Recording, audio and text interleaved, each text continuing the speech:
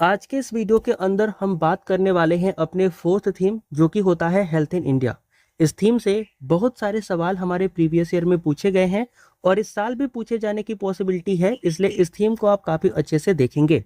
देखो, जब मैं बात करता हूँ हेल्थ इन इंडिया की तो सबसे पहले तो हमें ये पता होना चाहिए कि हेल्थ की डेफिनेशन क्या होती है।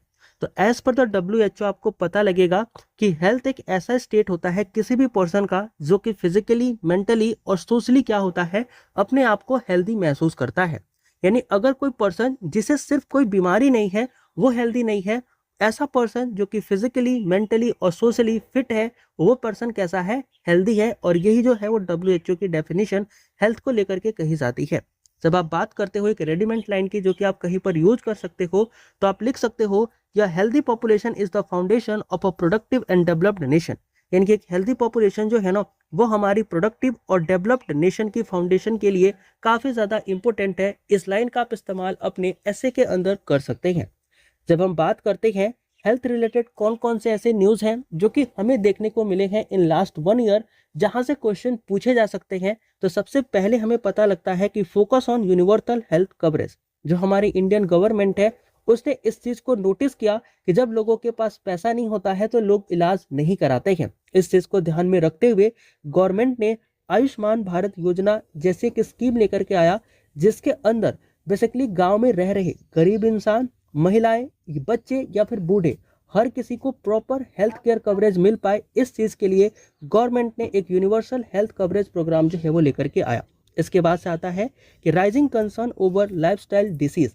यहाँ पर हमें यह पता लगता है कि जो हमारी लाइफस्टाइल है ना, इस चीज की वजह से हमारे इंडिया के अंदर बहुत सारी जो पॉपुलेशन है वो अलग अलग तरीके के डिसीज को कहीं ना कहीं झेल रही है, जिसमें कि डायबिटीज आता है, जिसमें कि ओबेसिटी आती है। मतलब कि डायबिटीज और ओबेसिटी इज द प्रॉब्लम जो कि हमारी इंडियन पॉपुलेशन क्या हो रही है, अपने लाइफस्टाइल की वजह से फेस कर रही है।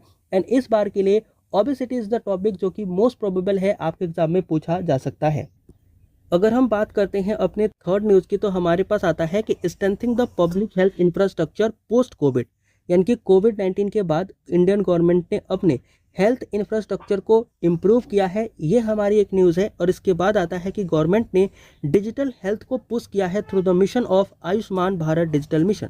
अब याद रखना इसके अंदर क्या है कि आज देखो रिमोट एरिया जैसे गाँव के अंदर या फिर किसी दूर दराज जहाँ पर हॉस्पिटल या फिर कोई पब्लिक इंफ्रास्ट्रक्चर हेल्थ केयर के लिए मौजूद नहीं है, वहाँ पर गवर्नमेंट ने डिजिटल वेबसाइट्स, मोबाइल एप्लीकेशन या फिर टेलीमेडिसिन के तहत जो डिजिटल हेल्थ है इस चीज़ को प्रमोट किया है। And again this is the news जो कि आप मेंशन कर सकते हैं। अब इसके बाद अगेन एक रेडीमेड लाइन आती है जिसका आप इस्तेमाल कर सकते हैं, that is India is transitioning from disease centric to preventive and digital health care. यानी कि इंडिया डिसीज सेंट्रिक से अब preventive and digital health care की तरफ क्या हो रहा है, कहीं ना कहीं ट्रांसफॉर्म हो रहा है।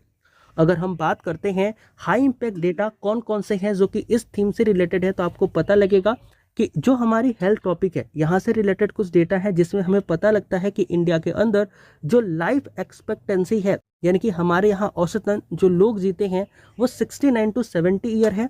इन्फेंट मोरालिटी रेट यानी कि अगर 1000 बच्चों का जन्म होता है तो उसमें से कितने ऐसे बच्चे हैं जो 1 साल कंप्लीट होने से पहले मर जाते हैं, तो आपको पता लगेगा कि दैट इज 27। याद रखना ये 27 गांव के लिए है, शहरों के लिए ये नंबर घट जाता है और सिर्फ 17 आ जाता है। और ओवरऑल अगर आप देखोगे तो इट विल बी 24 जो कि एवरेज आता है। इसके बाद आप देखोगे तो पता लगेगा कि जो हमारा मैटरनल मोरालिटी रेट है, यानी कि पर लाख बर्थ के अंदर आपको 97 ऐसी फीमेल देखने को मिलेंगी जो कि जन्म के टाइम ही उनकी क्या हो जाती है, मृत्यु हो जाती है। जब आप बात करते हो पब्लिक हेल्थ इंफ्रास्ट्रक्चर की और इसके ऊपर एक्सपेंडिचर की, तो आपको पता लगता है कि जो गवर्नमेंट है वो अपनी GDP का लगभग 2% जो है वो हेल्थ एक्सपेंडिचर के ऊपर खर्च करती है।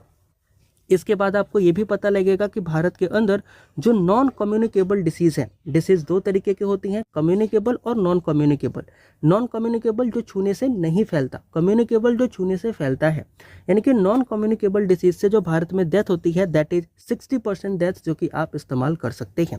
अब यहाँ पर आपको एक लाइन लिखनी होगी, आप ये लिख सकते हैं कि इंडिया जो है वो डुबल बर्डन फेस करता है, कम्युनिकेबल का और साथ साथ लाइफ डिसीज का भी। मतलब कम्युनिकेबल डिसीज तो है ही जो कि 40% का है, और साथ में जो लाइफस्टाइल डिसीज है इसके वजह से भी हमें इंडिया में हेल्थ की प्रॉब्लम देखने को मिलती है।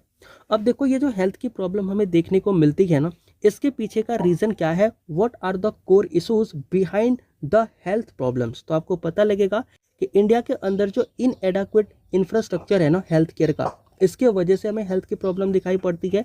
हमारे यहाँ डॉक्टर्स और मेडिकल स्टाफ की कमी है जिसकी वजह से प्रॉब्लम क्रिएट होती है।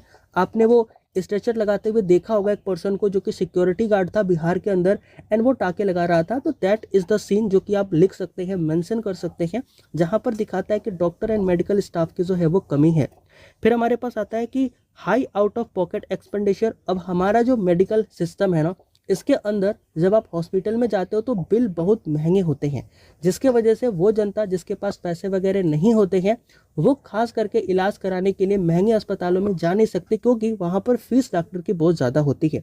हालांकि इस प्रॉब्लम को सॉल्व करने के लिए गवर्नमेंट जो है उसने आयुष्मान भारत योजना के तहत लगभग 5 लाख रुपीज़ की जो मुफ्त इलाज है उसको लेकर के कहीं ना कहीं यूनिवर्सल हेल्थ कवरेज को प्रमोट किया है। बट अगेन अभी इस चीज़ को हम डिस्कस करेंगे। अगेन ये प्रॉब्लम तो है ही। इसके बाद से आता है रूरल अर्बन डिस्पैरिटी। देखो गांव और शहरों के अंदर ना डिस्पैरिटी देखने को मिलती है। मतलब शहरों के अंदर अच्छे अस्पताल हैं, अच्छे डॉक्टर्स हैं, लेकिन गांव के अंदर जो हेल्थ केयर इंफ्रास्ट्रक्चर है वो उतना अच्छा नहीं है। Rising the lifestyle disease. अब देखो लाइफस्टाइल डिसीज जैसे कि डायबिटीज हो गए, ओबेसिटी हो गए, ये सब चीज़ें काफ़ी तेज़ी से बढ़ रही हैं क्योंकि सेडेंट्री लाइफस्टाइल लोगों की हो गई है। अब वो एक्टिव लाइफस्टाइल नहीं है जो पहले हुआ करती थी। तो दैट इज़ द कंसर्न। अब देखो इस कंसर्न के पीछे का जो रूट कॉजेस है ना वो क्या है, तो आपको इस रूट कॉजेस में सबसे पहला इकोनॉमिक रूट कॉजेस मिलेगा कि आखिर ये हेल्थ केयर आखिर हमारा इतना ख़राब क्यों है, या फिर हेल्थ सिस्टम इंडिया में क्यों इतना ज़्यादा पुअर कंडीशन में है। तो इसका सबसे पहला जो रीज़न हमें मिलेगा that is the economic reason. और यहाँ पर आपको पॉवर्टी एंड अफोर्डेबिलिटी इशू देखने को मिलेगा, क्योंकि जो पर्सन गरीब होता है वो महंगे हेल्थ केयर को अफोर्ड नहीं कर पाता, जिसके वजह से जो इंडिया के अंदर हेल्थ केयर सिस्टम है वो फेल हो जाता है और लोग बिना किसी ट्रीटमेंट के अपनी ज़िंदगी को जी रहे होते हैं। जब आप बात करते हो सोशल इश्यूज़ की, तो सोशल कॉजेस में आपको पता लगता है कि लोगों को अवेयरनेस ही नहीं है, मल न्यूट्रिशन के बारे में लोगों को पता नहीं है, एंड इसकी वजह से जो बच्चे पैदा होते हैं कई बार उनकी डेथ हो जाती है या फिर उस फीमेल की डेथ हो जाती है। तो इट इज़ द इशू जो कि हमें देखने को मिलते हैं, इट इज़ द कॉजेज जिसकी वजह से हेल्थ केयर के अंदर इशूज़ हमें हैं। फिर हमारे पास आता है इंस्टीट्यूशनल कॉजेस। इंस्टीट्यूशनल कॉजेस में क्या है कि देखो इंडिया के अंदर जो प्राइमरी हेल्थ केयर है ना, इस चीज़ को लेकर के उतनी ज़्यादा अवेयरनेस लोगों के पास नहीं है। प्राइमरी हेल्थ केयर जो है वो उतना बेटर नहीं है, जिसकी वजह से जो प्राइमरी लेवल पर बेसिक लेवल पर फैसिलिटीज़ मिलनी चाहिए वो नहीं मिल पाती हैं। फिर आती है इन्वायरमेंटल कॉजेस। तो आपको पता लगेगा कि इंडिया में पोल्यूशन बहुत है, सैनिटेशन का कोई ध्यान नहीं रखता, गंदगी हर जगह है, जिसकी वजह से हेल्थ रिलेटेड इश्यूज हमें देखने को मिलते हैं। यहाँ पर आप लिख सकते हो कि health care challenges are deeply linked with the socio economic condition. यानी कि जो हेल्थ केयर चैलेंजेस हैं वो सोशियो इकोनॉमिक कंडीशन के साथ डीपली लिंक्ड है, क्योंकि अगर कोई पर्सन जो कि पैसे में थोड़ा कमज़ोर है, जिसके पास पैसे नहीं है, वो अपने आप का इलाज नहीं कराता है, इसकी वजह से जो हेल्थ है उसकी वो ख़राब ही रहती है और वो हेल्थ रिलेटेड प्रॉब्लम को क्या करता रहता है, फेस करता रहता है। अब देखो गवर्नमेंट ने इतनी सारी प्रॉब्लम देखी, इतनी सारी प्रॉब्लम देखने के बाद आखिर गवर्नमेंट के क्या इनिशिएटिव है जिससे कि गवर्नमेंट ने इन सब चीज़ों को दूर करने की कोशिश करी। तो अब हम बात करते हैं गवर्नमेंट इनिशिएटिव की। गवर्नमेंट इनिशिएटिव में आपको पता लगेगा कि आयुष्मान भारत योजना, जिसको हम बोलते हैं PMJAY, ये योजना क्या करा गया, बेसिकली उन लोगों को टारगेट करा गया जिनके पास थोड़ा पैसे कम है, या फिर उन लोगों को मुफ्त में ट्रीटमेंट करी जाए या फिर उनको अफोर्डेबल ट्रीटमेंट दिलाया जाए। तो इसके लिए आयुष्मान भारत योजना को गवर्नमेंट जो है वो लेकर के आती है। फिर हमारे पास आता है नेशनल मिशन स्कीम या फिर नेशनल हेल्थ मिशन। इसके अंदर जो नेशन की हेल्थ है उस चीज़ को टारगेट किया गया और इसके अंदर हर एक उम्र के लोग को, चाहे वो बच्चा हो, बूढ़ा हो या फिर वो महिला हो, हर एक पर्सन को क्या किया गया, इक्वली ट्रीट किया और हर किसी के हेल्थ को ध्यान में रखा गया। फिर आता है आयुष्मान भारत डिजिटल मिशन। यहाँ पर क्या किया गया, लोगों के जो डेटा वगैरह हैं वो मोबाइल पर, वेबसाइट्स पर अपलोड कर दिए गए ताकि इंश्योरेंस कंपनी उन चीज़ों को मॉनिटर कर सकें। इसके अलावा टेलीमेडिसिन या फिर जो हमारे मोबाइल एप्लीकेशंस है वो लॉन्च करे गए ताकि जो पर्सन है दूर दराज के एरिया में वो भी मेडिकल फैसिलिटीज़ का लाभ ले पाए। फिर हमारे पास आता है पोषण अभियान और फिर आता है स्वच्छ भारत मिशन। तो ये सब इनिशिएटिव गवर्नमेंट लेकर के आई ताकि हम इंडिया के हेल्थ केयर को और बेटर कर सकें।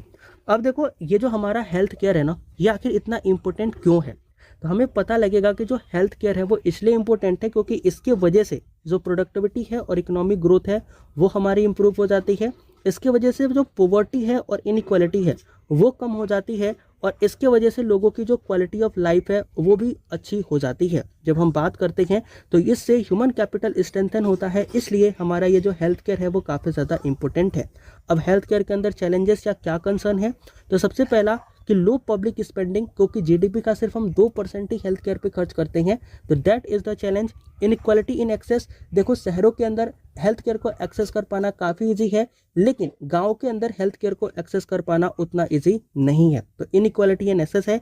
फिर है ओवर बर्डन पब्लिक हॉस्पिटल्स, अगर आप सरकारी अस्पतालों में जाओगे, पब्लिक हॉस्पिटल्स में जाओगे, then you will see multiple patient जो कि लाइन में खड़े रहते हैं, ओवर क्राउडिंग होती है, तो ये एक प्रॉब्लम हमारे पास है। और लैक ऑफ प्रिवेंटिव केयर, यानी कि हमारे पास पहले से कोई प्रिवेंटिव केयर नहीं होता, जब कोई पर्सन बीमार हो जाता है तब सरकार जो है वो स्कीम वगैरह लेकर के आती है, दैट इज़ द कंसर्न जो कि हमें देखने को मिलता है।